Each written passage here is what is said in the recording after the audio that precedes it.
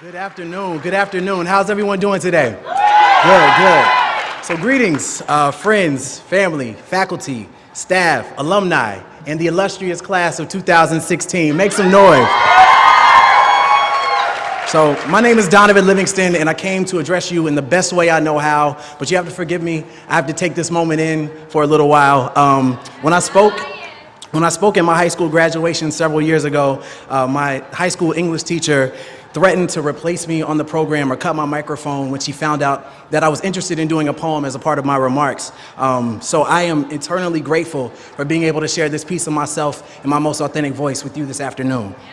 So, spoken word poetry, it insists on participation. So if you feel so compelled, snap, clap, throw up your hands, rejoice, celebrate. Class of 2016, this is your address and this is your day. Education, then, beyond all other devices of human origin, is a great equalizer of the conditions of men. Horace Mann, 1848. At the time of his remarks, I couldn't read, I couldn't write. Any attempt to do so, punishable by death. For generations, we have known of knowledge's infinite power, yet somehow we have never questioned the keeper of the keys, the guardians of information.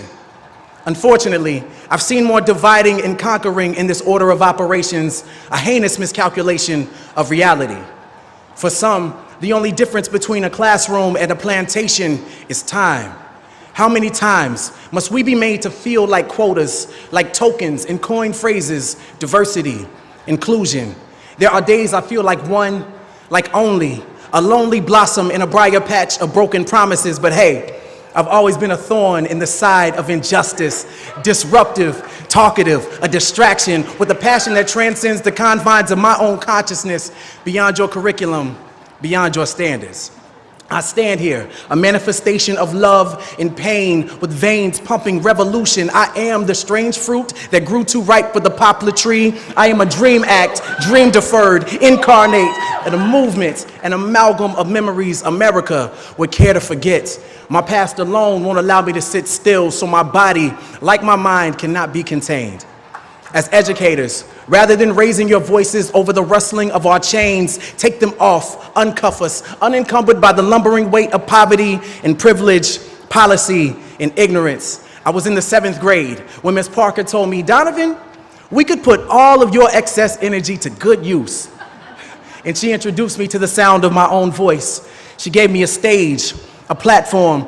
She told me that our stories are the ladders that make it easier for us to touch the stars. So climb and grab them. Keep climbing, grab them. Spill your emotions in the Big Dipper and pour out your soul. Light up the world with your luminous allure. To educate requires Galileo-like patience. Today, when I look my students in the eyes, all I see are constellations.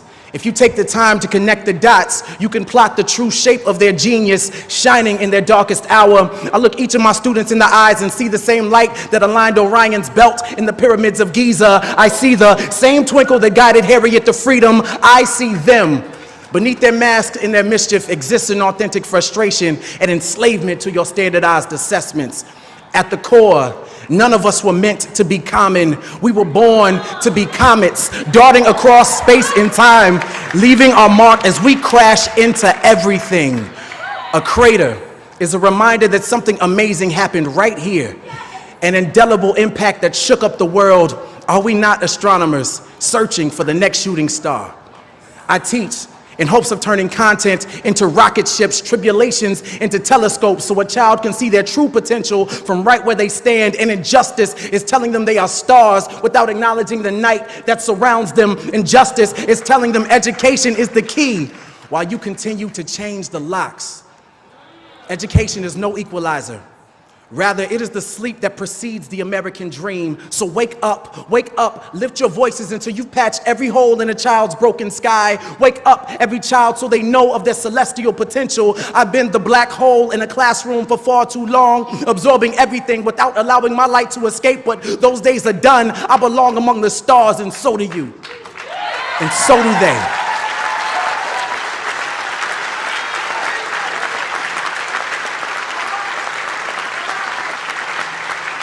Together, we can inspire galaxies of greatness for generations to come. So no, sky is not the limit. It is only the beginning.